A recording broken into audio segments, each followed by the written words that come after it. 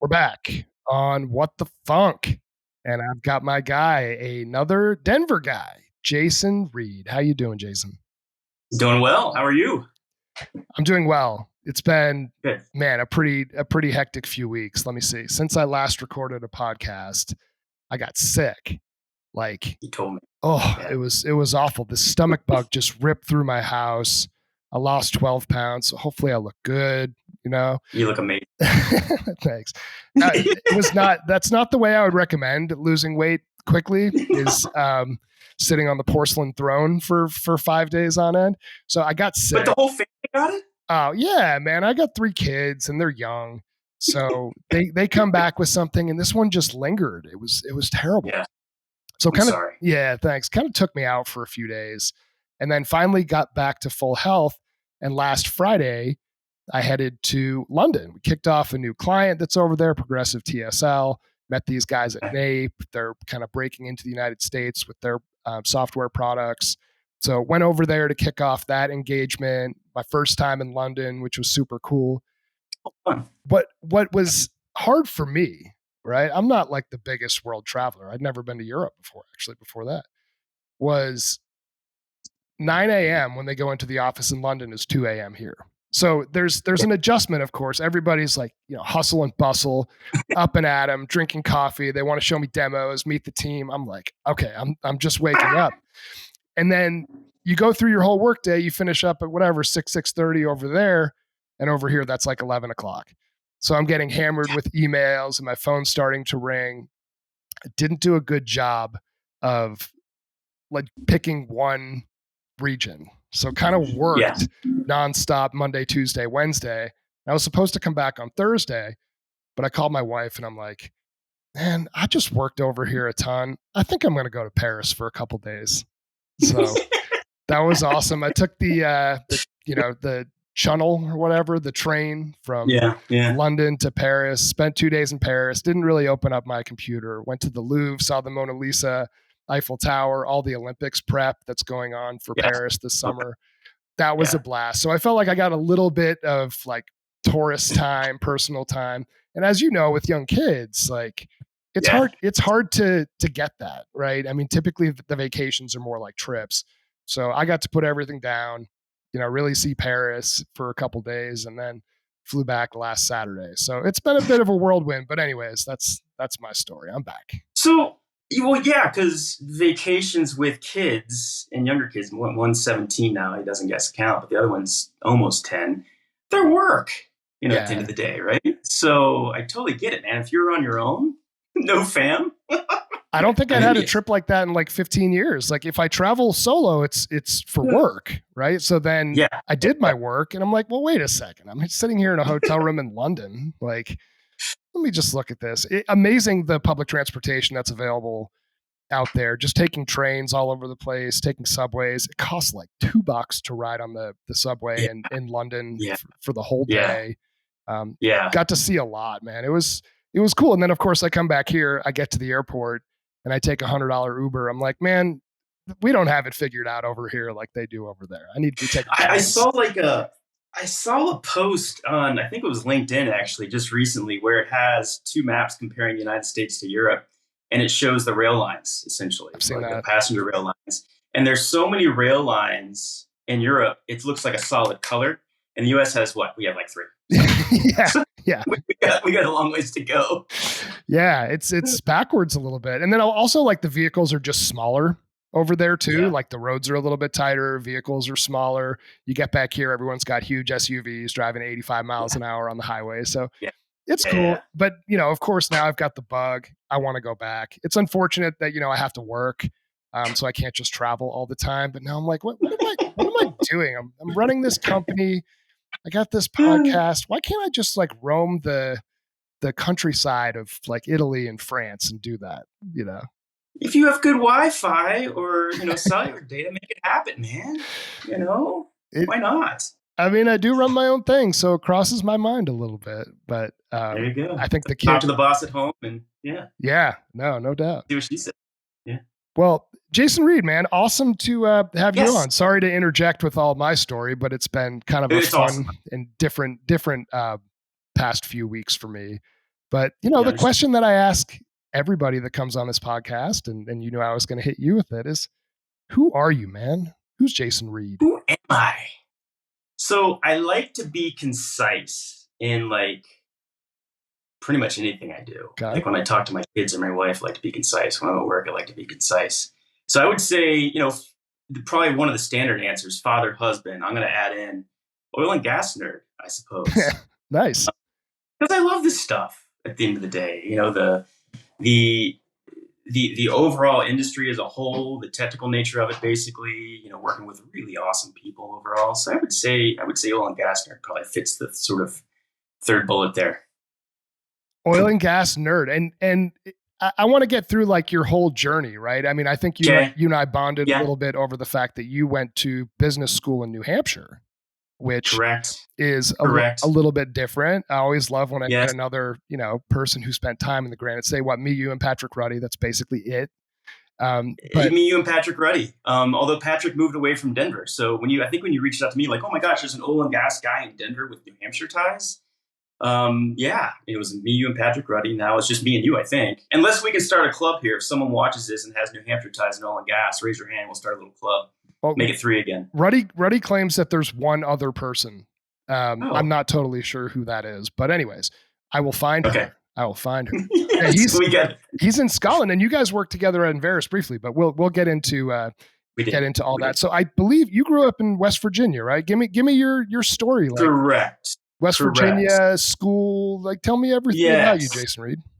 Yeah, born and raised in Parkersburg, West Virginia, and then the sort of the comma there is perhaps the birthplace of commercial oil and gas industry. Really? So you can debate the people in Pennsylvania with the Drake well, and there's some evidence. And again, this is probably a separate podcast we could do on, the origins of the oil and gas industry.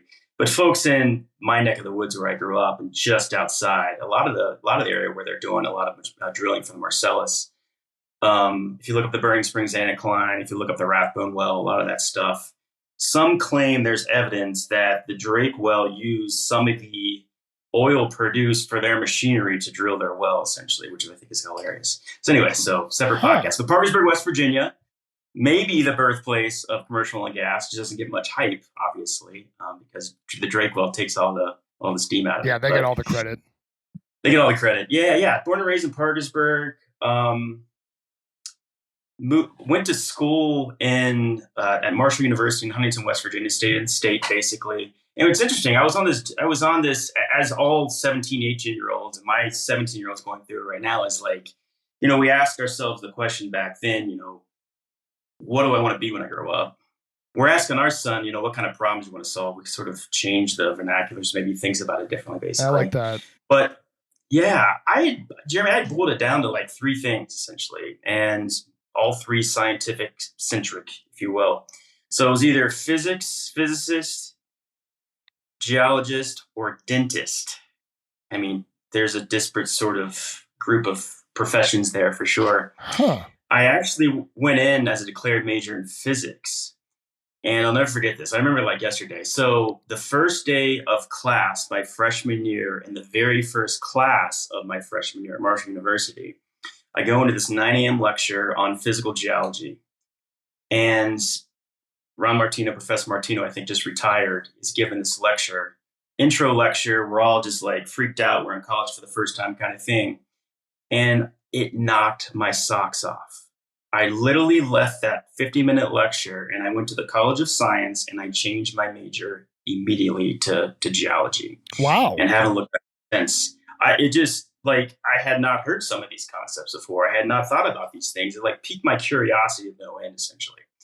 So when graduated Marshall, and because I didn't know enough about how earth processes work and earth materials and the whole 9 yards essentially works. That's why I went to grad school, because I was still curious. I'm I've got a lot more to learn. So I went to grad school at Virginia Tech, focused on soft rock, sedimentary geology, sandstones and things, basically. And then sort of that's how I got connected with the oil and gas industry, is sort of midway, I guess, into my tenure at Virginia Tech, doing graduate work. And I did an internship with BP. And this is another light bulb moment in my life, I guess. And doing the internship at BP, what I realized was, I was exposed to this oil and gas industry, the energy industry, essentially. And, you know, thinking deeply about it and as ideological as I probably still am and I was at the time, essentially, is like, wow, this is a big deal. The energy industry is a big deal. It's truly the backbone of modern society. I mean, this is, if you take away, hydrocarbons in this case, essentially, the world goes dark. Yeah, man. Pretty much everything, essentially.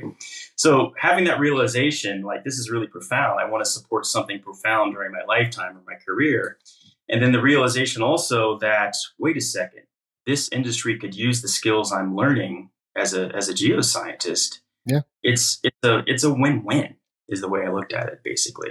So I get to go do really cool technical stuff with really, really smart people and solve these really neat problems. It also helps the industry that is the backbone of modern society. I'm like, sign me up. Yeah. So at that moment, I knew I wanted to go the industry route versus, say, more the academic route, because I could be an applied scientist working with engineers and other really smart people, which was really cool. So that's how I ended up in the industry, basically, is after that internship, realizing, wow, this is amazing stuff. Oh, this is cool. I didn't know all this about you. I've thought of you as an academic, right? Because if you just look at your LinkedIn profile, there's lots of different, that's the last thing. Lots of university logos. And obviously you've been like a driven professional throughout your career. But I want to go back to, I love that your first class, right? You sit through a class effectively on rocks and you decide this is what I want to do. Like, good for you at that age, because when I was 18, I feel like I left my first class and went to like my fraternity house and just found the nearest keg. So it sounds like you had a little bit more of a plan, at least to be a professional, and then kind of rode that wave. So good for you, man. Where did that drive come from? I don't know. I mean, the side note there may have been a keg or two, between classes here and there, basically, just throwing that out there. So I was a college student, basically. Yeah. I don't know. I think the interest in general in just science, I love sitting back. Like, one of my sort of quasi hobbies now is, and always has been actually, is like cosmology in the universe and big things and big numbers and infinite things and all that kind of stuff, because it really stretches our mind. And that's always a fun thing to do, literally just sit back and think, or have a conversation with someone, or read an article, or listen to a podcast, or read a book about this kind of stuff. I've always been very, very fascinated with that kind of thing. So it's the scientific pursuit, and I loved the earth science so much. Yeah. And again, it's a bit selfish saying, hey, I can do really cool earth science, applied earth science for a career, and then support this great industry, essentially. So I felt like it's a win-win-win all across the board, essentially. So I think the love of science and math and things like that was what really kept me going. And very, very motivated to continue to learn more. I couldn't get enough information, basically. Yeah, and it's sort of like, at least as it relates in my mind to earth sciences and oil and gas, there's always something more to learn, right? Like, even the concept of geothermal or hydrogen. Yes. CCUS is now like really hot. And those are terms that nobody even really talked about for the first, I don't know, dozen years of my career in oil and gas. And now all of a sudden these are like really hot topics. Now you have more things to do research on and more things to learn as we evolve into this kind of energy addition phase, beyond just we're going to need as much hydrocarbons as possible, right? But then what are the other sources that we can extract based on methods that we've already mastered? So super cool. So, okay. So you finished up at Virginia Tech. You had this internship with BP. Did you then go full time with BP? Like, what happened you're probably early. No. After sort of, and here it goes back to the New Hampshire connection. And then I'll connect New Hampshire, the Granite State, with geothermal here in a second, probably too, is, I realized during that internship, at the end of the day, you're in a business, right? And I knew I wanted to be in this industry. I just knew. I knew for a fact. I mean, this is my career path, essentially. So I'm like, you know what? I know the subsurface pretty well. From an academic standpoint, you learn a lot still on the job, obviously. But I don't know much about business. So I feel like I need to have at least some sort of lens or skill set around the business side of things if I'm going into potentially a very large business, like BP is actually where I ended up starting, basically. So I wanted a very fundamental business perspective. Yeah. And so I shopped around across the United States for programs essentially. And the reason I landed at UNH is because their full-time program could be done relatively quickly in like 18 months ish or so. And I'd already been in school for 9 years. So, I was realizing after 23rd grade, I got to go get a job. You could have just been a dentist if you wanted to go to school that much. That's right. I could have done the dental thing, basically, stuck with that. So I found UNH, and it was a very small full-time class size on site. And that's exactly what I needed, essentially. And they offered a very pure, what I would call pure fundamental curriculum. And I needed the basics, essentially. Coming out of, again, doing research for, a PhD, basically, you're almost on your own. You're maybe working in small teams or with your advisor, into this other world, which is culture shock, into the business world where it's teams, you're doing everything together. There was an adjustment there. But then it helped me realize that when I take my next step to the first job, if you will, that's the way it works. And so it was a nice transition. So yeah, into the UNH, small class size, it was on site. And I could get it done relatively quickly, basically. And so, because I felt like I needed that skill set going into the career path I chose, essentially. Yeah. So you were dangerous at that point, right? So you had the science piece and then logically said, hey, I want to learn about the business side of this. Did you live in Durham, Portsmouth, like that area? Where did you stay when you went to school? Newmarket. Newmarket? Loved it. Yep. Nice. Yep. Just down from the old church. Yep. So then I would ride the Wildcat bus up to Durham. Right. But I had friends in Portsmouth. We went out in Portsmouth all the time. It's such a wonderful town. There's a plug for Portsmouth. Dude, it's my favorite small town in the U.S. I love that town. Way up there. And I'll say this too, right? So I'm from Plymouth, New Hampshire, and nobody, Plymouth. Some people, the Plymouth State, when I say Plymouth, people think Portsmouth. And I'm like, no. Portsmouth's like hoity-toity, man. Portsmouth is all those fancy boys that we'd beat up in football and stuff like that. But no, Portsmouth is incredible. I have some really distinct memories of riding down there, even checking out UNH and field trips and things like that. Portsmouth is amazing. So every once in a while, I still get this bug. Like, I live in the West. I've lived out here for 20 years. I'm not moving back. But I do check out real estate in Portsmouth every once in a while. I'll tell you what, I shut that shit down. Good for you. I shut that shit down real quick because it's the same price as Boulder. Dude, Portsmouth is so expensive. The secret's out. People want to live in Portsmouth. When I was there all the time, 20 years ago, whatever it was, essentially, all the locals complained because they kept getting named to the top places to live magazines. So they get public all over the country or world. And it's just driving property prices up. So you're basically seeing that because it is wonderful. And now the secret's out, so this is what happens. You can commute to Boston. You could commute to Portland. Yep. There's something like 135 breweries within like 35 miles in either direction from Portsmouth. Yes. There's awesome restaurants. You got the seafood, right? Because you got the coast right there. And in New Hampshire, not a lot of people know this. No sales tax, no state income tax. So it's a little bit of I don't want to say hidden gem because it's not hidden, but it is an absolute gem in this country.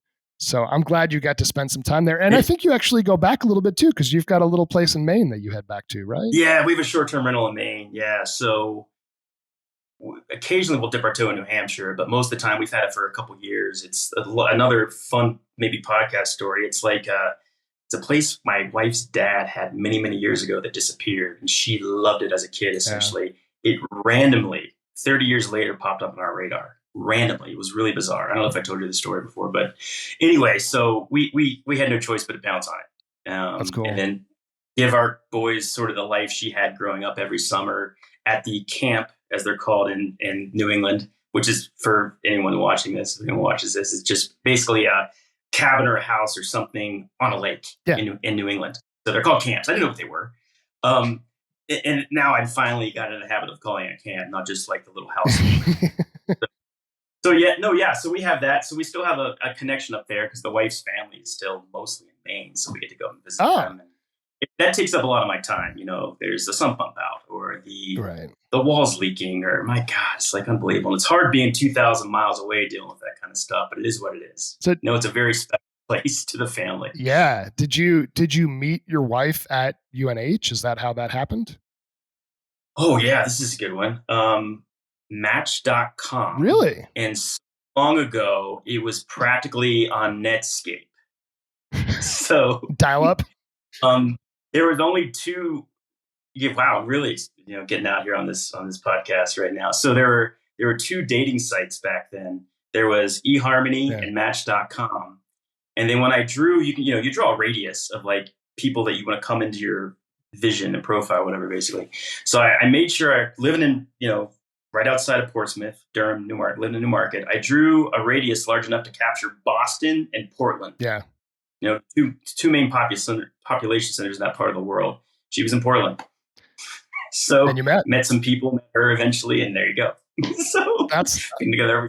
I love that. Yeah, the dating scene was much different back then, for sure.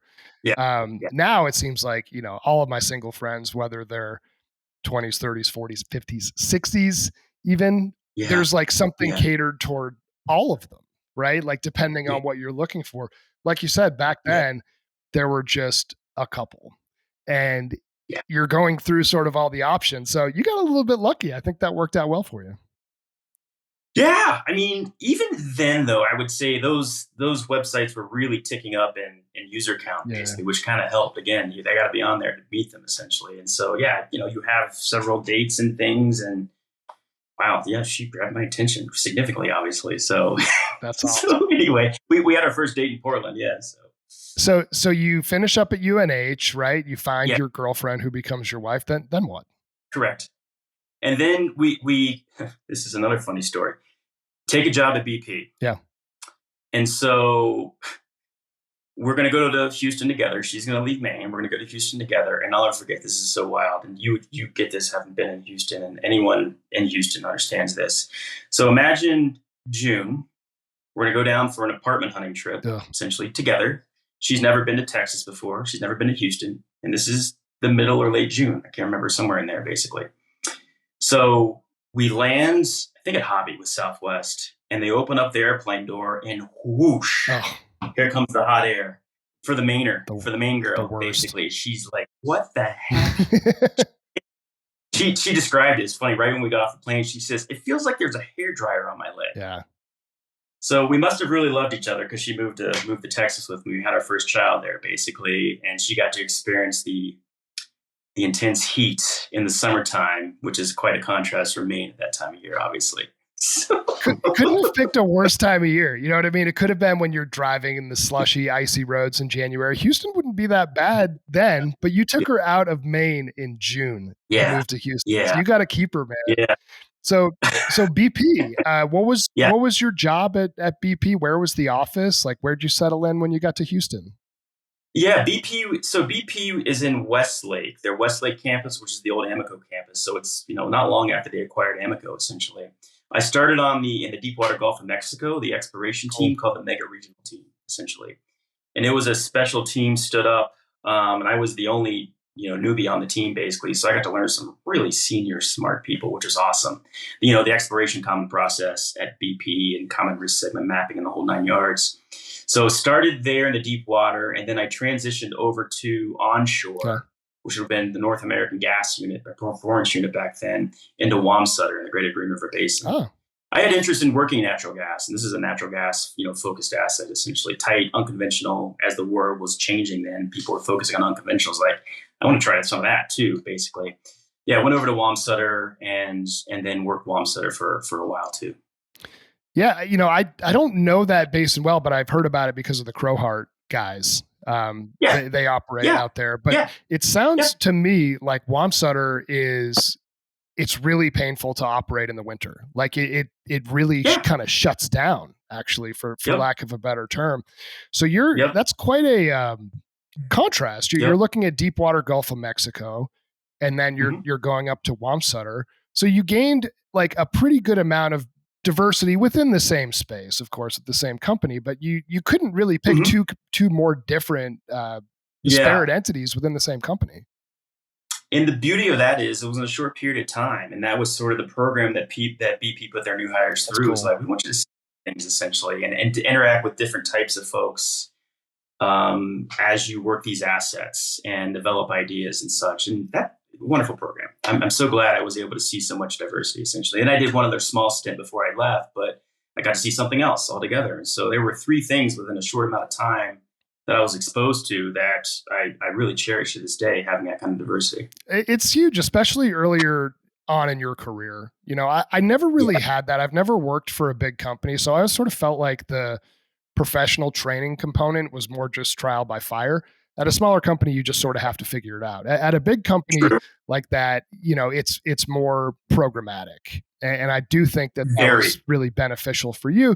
It probably introduced you also to red tape and some things that maybe weren't as fun. No. But nonetheless, you learned a lot. So what next? How long did you stay at BP and did you leave Houston? Like where did this take you? This is another funny story. My wife's involved again. So 2.5, 3 years or so, I was at BP basically. So we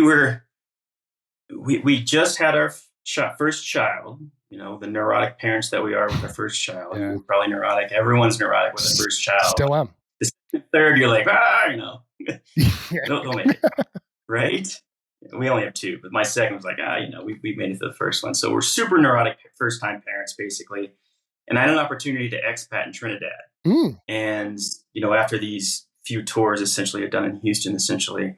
And so my wife went down just on a recon trip, essentially, and explored Trinidad, Port of Spain. And she went down for several days, basically, and then called me, basically, not thrilled that we cannot bring our 8-month-old to Trinidad right now because we're neurotic parents, and Trinidad's not exactly like Houston, Texas, or anywhere else, or Maine, wherever else we live.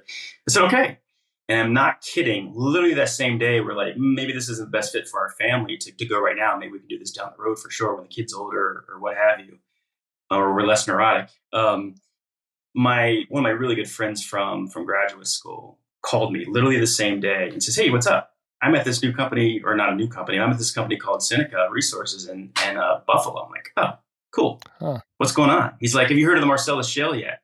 I'm like, "Yeah, barely. I don't know much about it. It was emerging." This is like 2007, mid 2007, something like that. Yeah. Early days for all this unconventional stuff, essentially.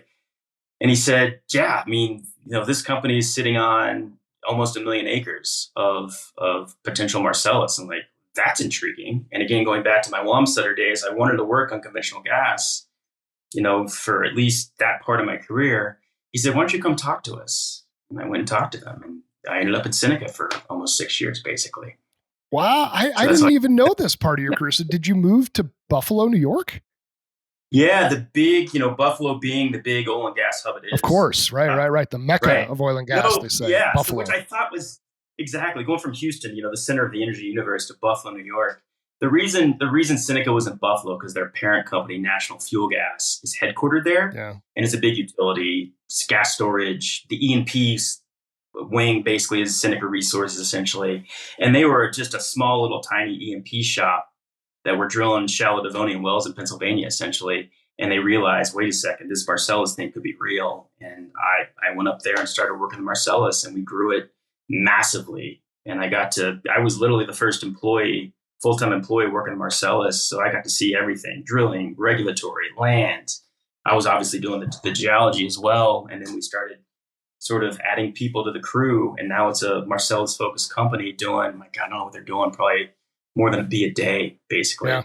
So it's kind of fun. It was a fun transition. Again, when opportunity knocks, hopefully you answer the door at the right time, essentially. And, he called and said, "This is what's going on." And we took the position and took the move. So we went from the heat of Houston to Buffalo. So I got my wife back to more temperate weather, per se, and got us closer to family too, which was kind of nice, being from West Virginia, obviously. So. Oh, I love this. So yeah, Seneca's one that was on my radar, right? Like I started in oil and gas, December 2007. So probably around the same time as you. So there are like certain company names, right, that were really hitting my radar then, because the shale boom was really starting to take off. Companies were emerging and they needed to buy technology for the back office and had lots of rigs. It's not like what it is today. And Seneca was one of those companies. Were you guys operating in New York at that point before fracking was banned, or was this just Pennsylvania, like West Virginia? Where were you guys operating in the Marcellus? Because Marcellus is huge. Yeah. So they were operating gas storage, which obviously was not in the Marcellus, but they were operating gas storage wells, natural fuel gas was in New York. And we were we had acreage, or Seneca, Seneca had acreage in New York for sure. So we were snooping around as subsurface people. We were looking at all options on where you start a development program, basically. There were some other companies in New York as well before the ban. Yeah. Fortuna, who turned into Talisman, who turned into Nexen, whoever else basically along the way. So there were several bigger players up there in New York and sort of the northern border of Pennsylvania. And then also just south of the border that became, we call it the barbell, where Chesapeake and some of the big players are in the Northeast with massive gas wells versus the other side of the barbell, down in Ranger Resources territory where the gas is wet, and EQT and some of those folks basically. So yeah, New York was a thing. Essentially. Oh, for sure. It really was. Yeah, up until whenever the 2011 or 12 or whenever it was when that started getting shut down. Which is kind of unfortunate. I mean, this is not a political podcast whatsoever, but I think what people should understand about New York is, they think about the city. And New York City is, of course, a glamorous, wealthy place. Maybe it's the best city in the world for a number of reasons. But as New York is a huge state, and as you get north, it's actually extremely poor. You've got a lot of farmland. Like I think back to when I was 14 and driving out to Cooperstown, New York to go to the Baseball Hall of Fame. I never knew New York like that, right? I only thought of it sort of as the city, and it's tons of cows and pretty poor, like reminiscent of some of the northern parts of New Hampshire, even where there's just not a lot of economy. So when I saw that the fracking ban happened, I thought that's probably like a liberal city-driven decision versus what people would actually want who live out in the middle of nowhere, where it's effectively really poor in the northern and western parts of New York. Perfect observation. They might as well be two different planets, honestly. New York City versus the rest of New York, basically New York State for sure. And yeah, there's probably a lot of missed opportunity there to help the economy, help the local workforce, and so on and so forth. Missed essentially because there's prospectivity there. It's probably still better ultimately as you move deeper into the basin, into Pennsylvania and south into West Virginia. But still, there's still prospectivity there for sure that may never get unlocked. Most likely, which is pretty. I mean, unless they start drilling 100-mile long laterals, right? Which probably not going to happen. Fair enough. Fair enough. Well, everyone keeps adding, footage on these laterals these days. It's possible. I wouldn't be surprised if you get that crazy sometime. Well, so let me ask you this, right? And a little bit off topic, but also relevant. Yeah. So, I live in Lafayette, right? Which is like the very eastern end of Boulder County, and there's no fracking, no drilling here. But if you drive literally 3 minutes from here into Erie, which is Weld County, they're drilling huge wells. Are they going underneath me if I'm just a couple miles away, or are you not allowed to drill laterally under the ground into an area that's banned fracking? How does that work? So you could. It depends on their mineral rights for sure. You certainly could if you have the mineral rights down there. And yes, to minimize the impact, if there's a surface activity ban, like where you are, by all means, you can leverage the technology, the horizontal technology, if you have the rights to reach out for sure. It's fascinating, right? So I have no idea if miles below me they might be drilling right now. Yeah, I don't know. I don't know. Yeah, the DJ is a very active place for sure. Oh. I just drove up to Windsor the other day, and it just reminds me because I don't get up there very often. Through like that neck of the woods, I'm just seeing all the infrastructure, and it's still growing. It's good stuff. DJ is good stuff, man. It's just DJ is amazing, and we talked about this a little bit on some of our back and forth before the pod. Colorado really probably drills the cleanest wells. I mean, even in talking to some of the people from Oxy who are operating in the DJ, like what they're doing from reused gas and eliminating emissions, but still creating these massive oil producing wells is pretty awesome. There's a lot that can be learned. It's awesome. And the industry as a whole, in Colorado especially, I totally get it, but across the United States and Canada, that's producing a lot of hydrocarbons as well.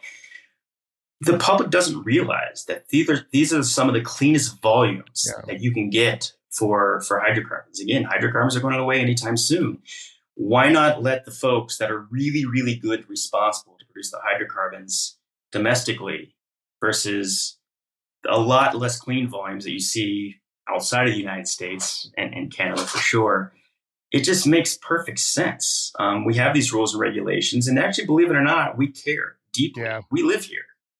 The folks that are drilling in Colorado, the folks that are drilling in Texas, the folks that are drilling in Pennsylvania, we care deeply. And I think that's lost on the general public sometimes. You don't realize that we are very vested in doing it in a very social, environmentally responsible way.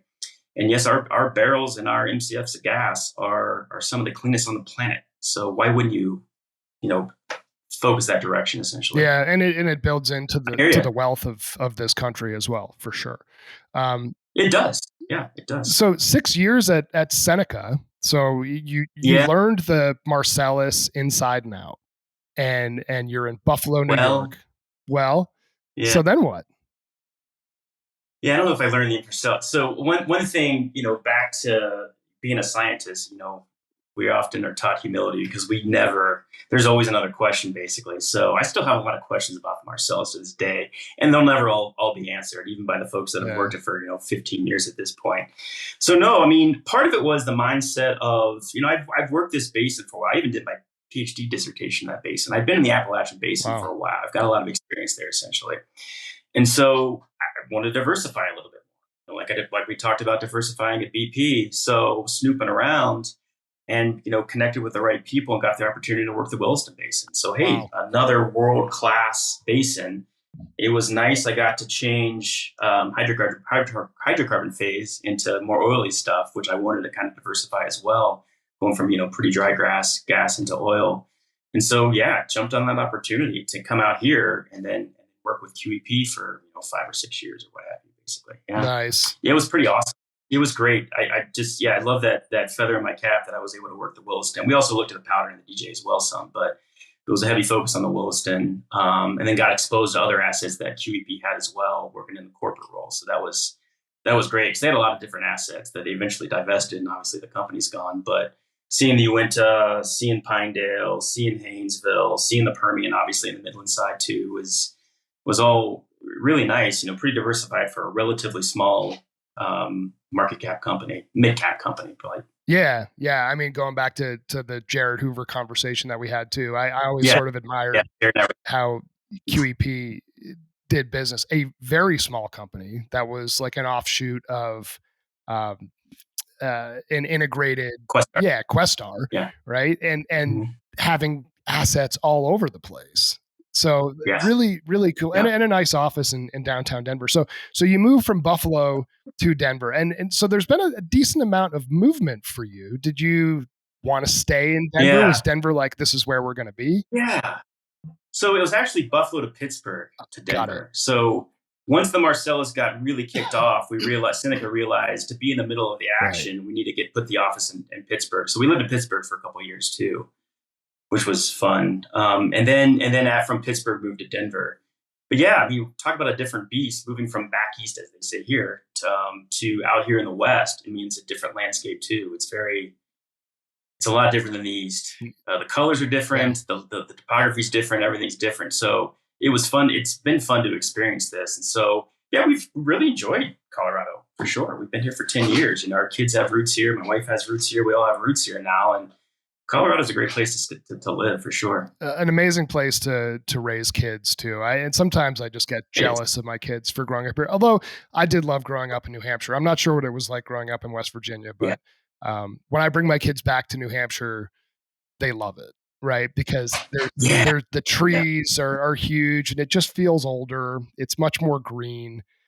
It's very quiet. The smells are different. But here, Colorado's got like a nice balance, right? You've got cities that are big enough. You've got a huge airport.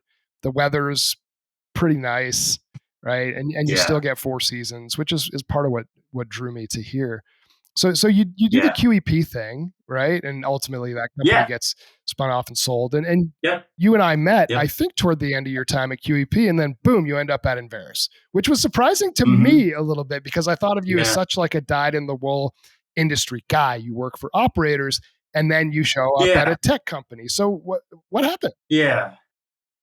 I've always been interested in how you apply digital technology to solve E&P problems, basically, in many different ways. Because I always question sometimes if we had the skill set or the tools to solve the problems, even back in the day. And we've certainly evolved and come a long ways to present to solve really complex digital problems with lots of different variables and lots of different data sets, essentially to integrate them to spit out something that's meaningful that we can act on and spend capital on, for example. Sure. So I was always intrigued by that, basically, even back to undergrad days when I had my first statistics course and just statistics and geoscience or something, basically. I was just like, wow, we can quantify some of this stuff by using numbers and measurements and then spit out an answer, with some ranges, with some uncertainty to make a decision. And I kind of carried that mentality through grad school. I did some multivariate coding in grad school and that kind of thing to reduce large data sets. I'm like, well, this applies everywhere. This applies in the Marcellus. This applies in the Williston. This applies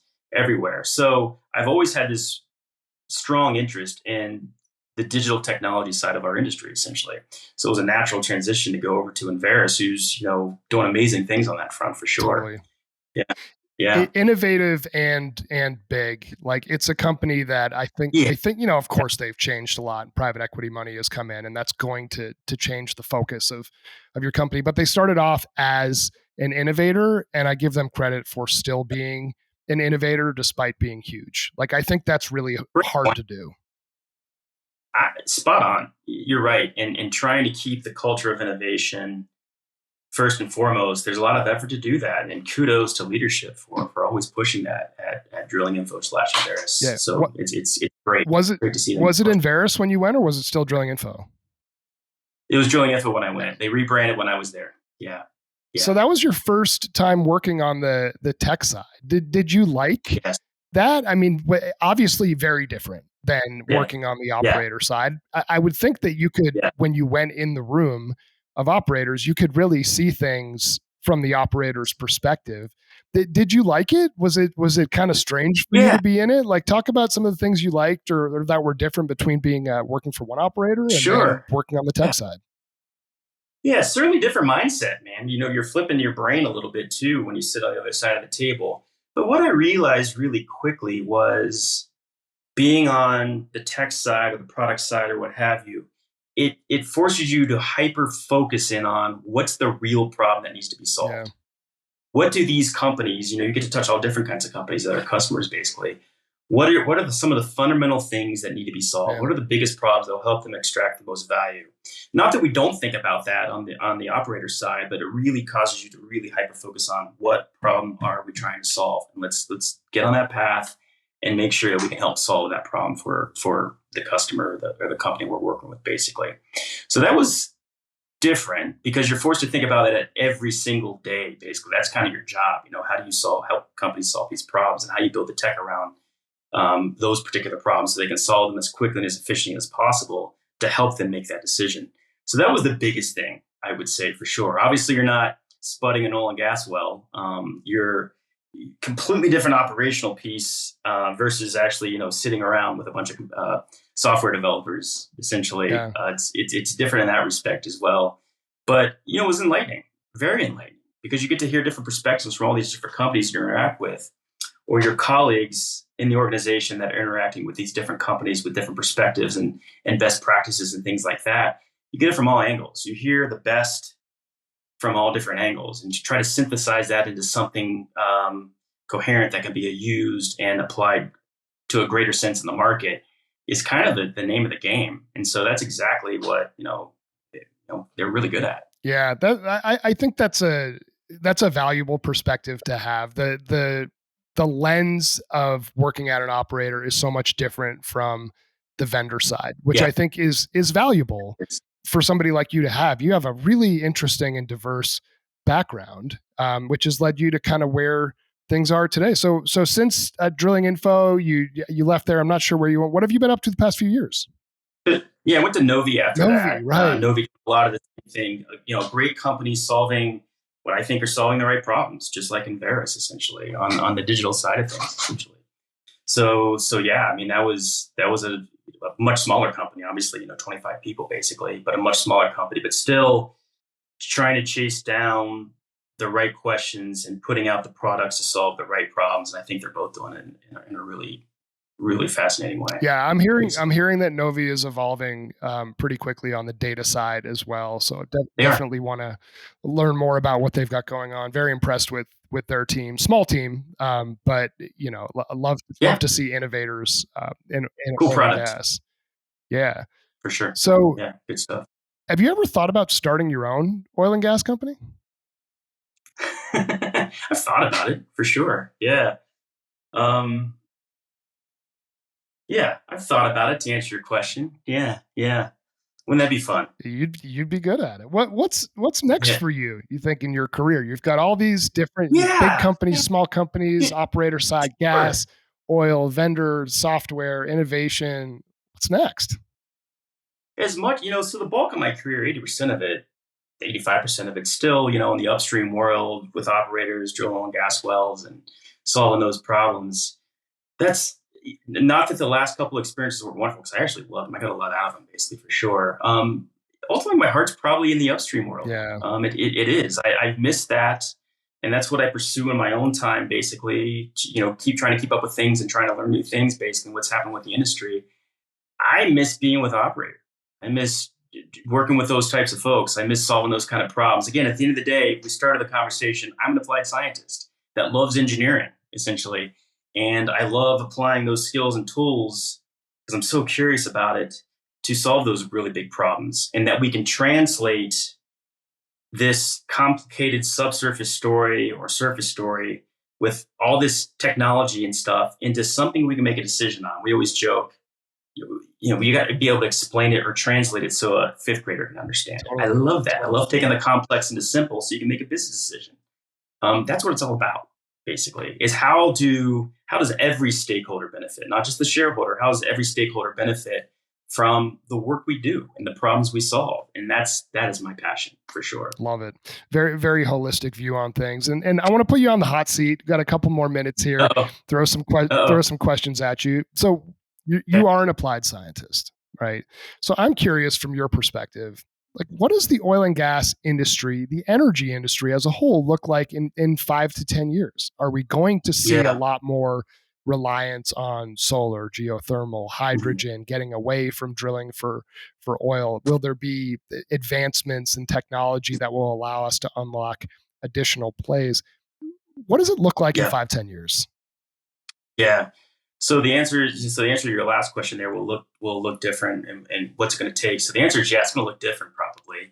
And one little caveat there, I don't think of energy transition per se. I think of energy mix. So it's nice to have a diversified in our country and across the world for any sovereign nation to have an energy mix that is diversified for many different reasons.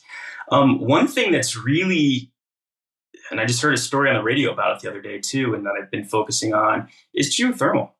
Oh, yeah. It's getting a lot of attention, as it should, because what's really interesting is, gosh, most of the skills and know-how you need to exploit geothermal and make it work come from the unconventional oil and gas industry. Yeah.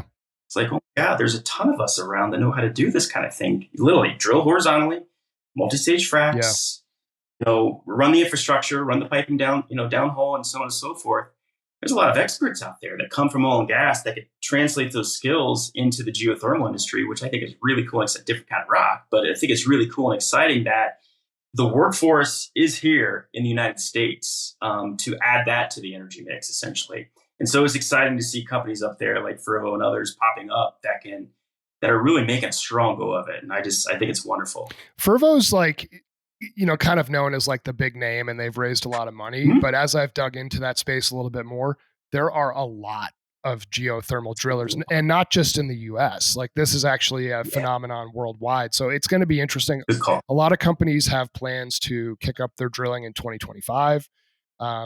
These are capital intensive projects, but the same skill sets that oil and gas drillers have really apply. And a lot of the same technologies from a back office standpoint. You still need an AFE, right? You still need to track your drilling and completions. There's still construction projects. There's still leasing of land. So a lot of the infrastructure from a technology perspective is already there.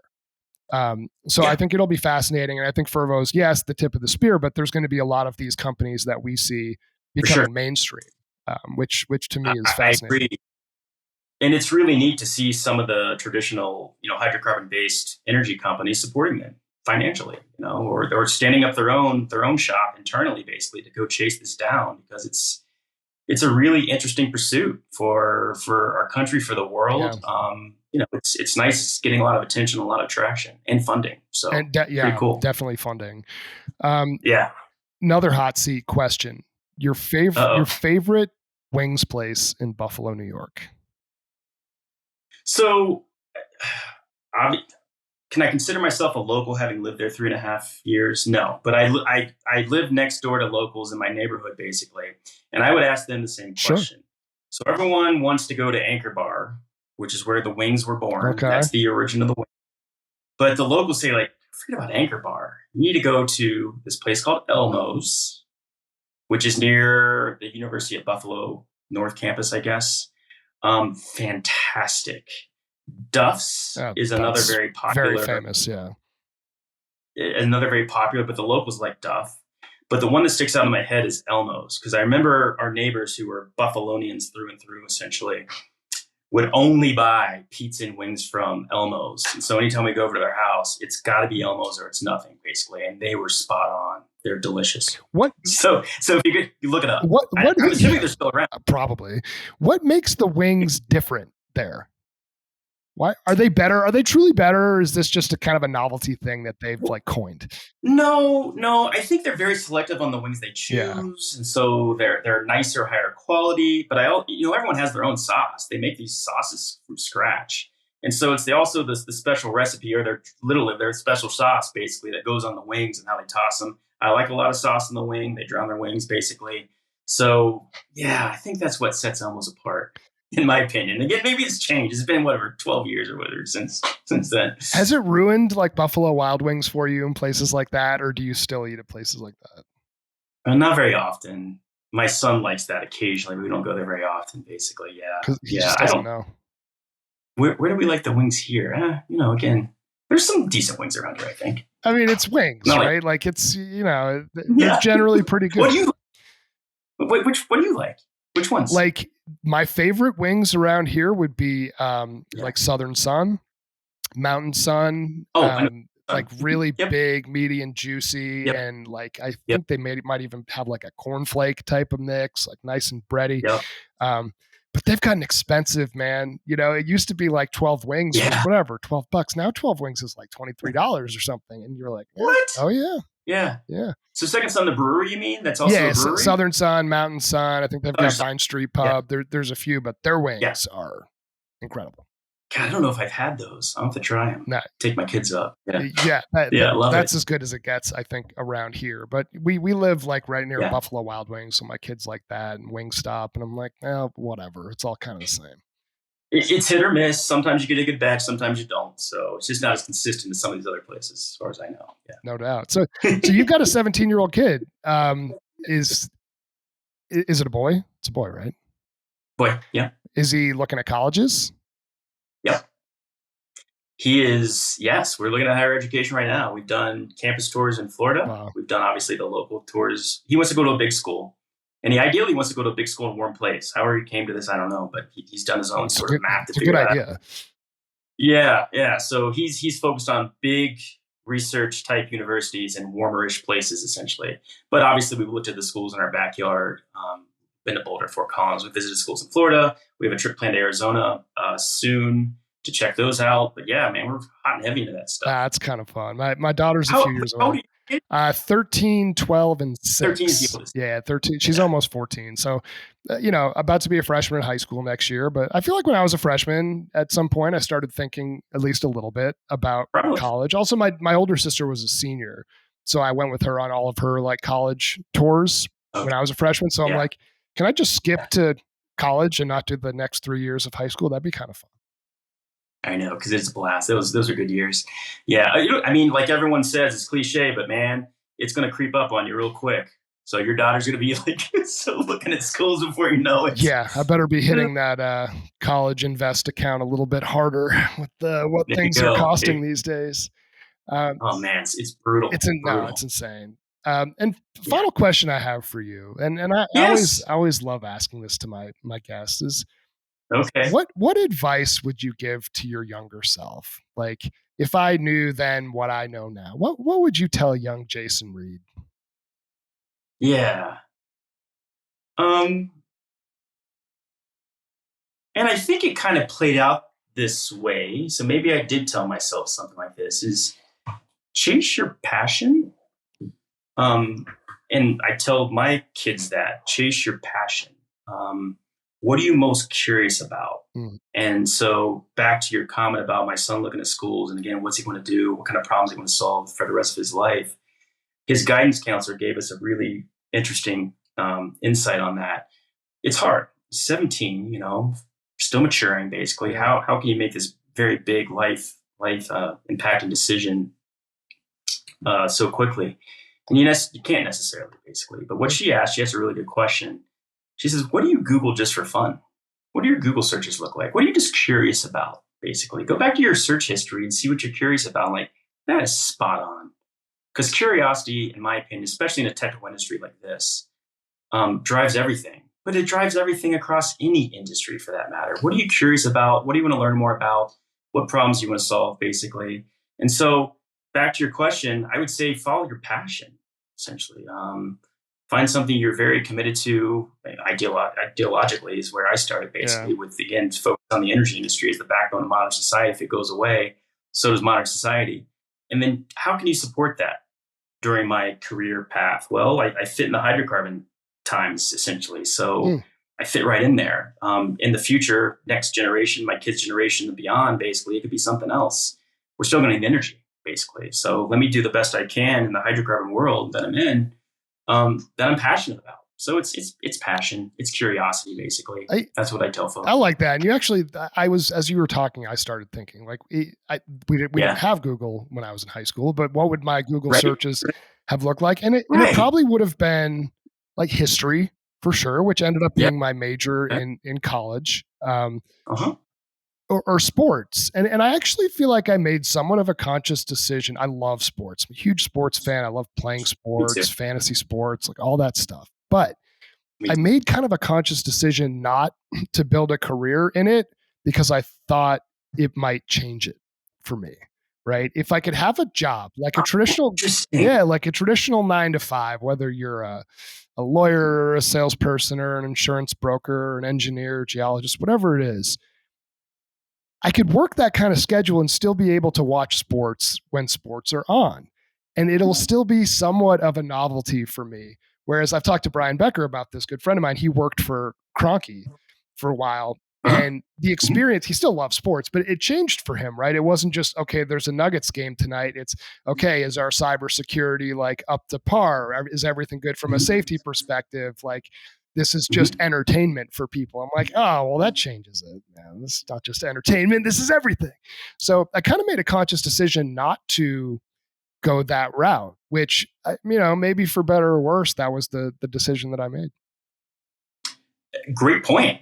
Keep the world separate because you still have the excitement and, the mystery of sports that you're not seeing under the hood of necessarily, that you're just scared it might turn you off. Basically what you learn or what you're working on, basically. And I hear you. I feel the same way. I think it's a wonderful point. Yeah. Appreciate it. So Jason, where can people find you? Like, LinkedIn, socials, websites, any of that stuff? Yeah. LinkedIn. I'm out on LinkedIn. Just search for Jason Reed out on LinkedIn. You'll find me, basically. And if you want to send me an email, The email address is out there as well. Or I'd love to hear from folks. Stay connected. Well, Jason, I really appreciate you coming on. I'm excited to see what you do next career-wise. I think it's fascinating, and you're somebody I'm keeping an eye on as a leader in this space, still relatively young. But I really appreciate you coming on, being open and sharing your story here on What the Funk.